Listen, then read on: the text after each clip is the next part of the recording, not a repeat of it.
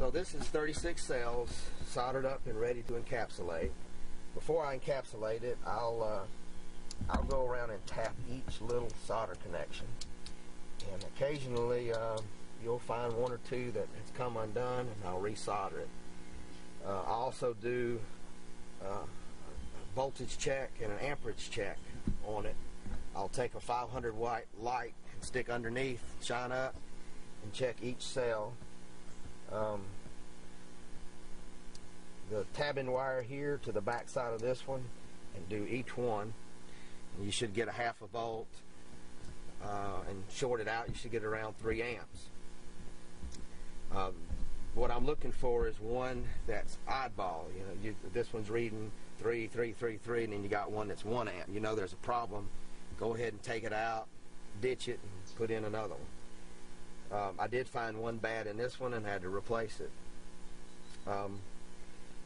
Once you get your cells laid out and soldered together, you do have to add a half a length of tabbing wire to the end cell to let it stick out, and you'll solder on a piece of bus wire. In the beginning, where you start out, you'll have a little short one. It's the length of the distance between the two tabbing wires.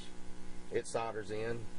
Electricity flows up here, jumps to the next row with another bus wire. It's twice as long. It goes from the outside of this tabbing wire to the outside of the far cell.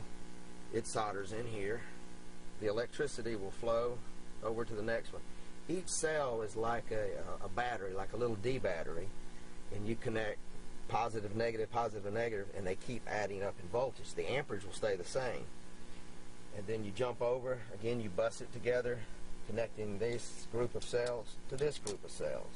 Electricity flows here. You'll need 3 of these. Again, you bus it over to the last one, and electricity will flow from each cell, keep adding up till you get back to the end where you'll put these two together. The back side is positive and the front side is negative. So this, I had to add this piece of tabbing wire, a little half a piece, soldered into this bus, and then we added a diode. Diodes come like that. I bend them to look like this. It's color coded. You got a little gray spot in the dark end. The little gray end will go towards the batteries, and the big dark end will go to the cell. I solder it in. I use a black wire that represents positive. Comes into a terminal block, a little 2-terminal block. I buy these. Now they're about $2 at my local electronics store. And same on this side. This is the negative. You solder in your bus. I use a white wire. Comes in. So these 2 connections will be where it goes to my batteries. You get everything arranged. Now some of the cells you can see they're kind of warped up just a little bit. Don't worry about it. I had one that excessively warped, and I put a weight on it, and I used a little bit of ultra clear silicone and help hold it down. And when we pour the encapsulant, it will flow under these cells and get between the glass and the cell, as well as cover the back. Now my table vibrates to help spread the seal guard around.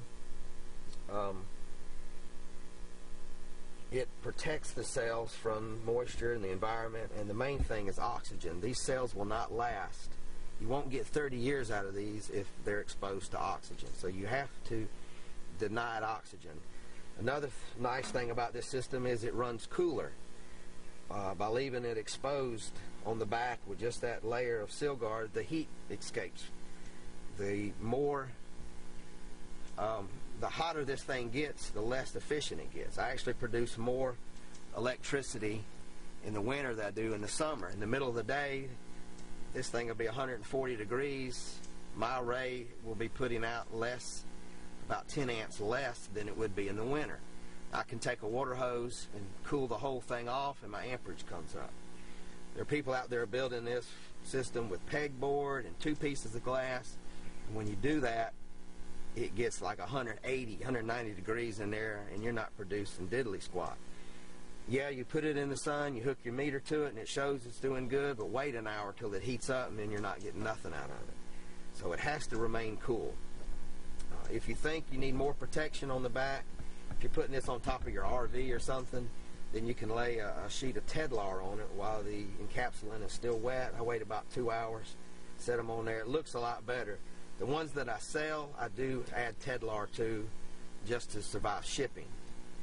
So now we're ready to encapsulate. Let me get it and we'll mix it up.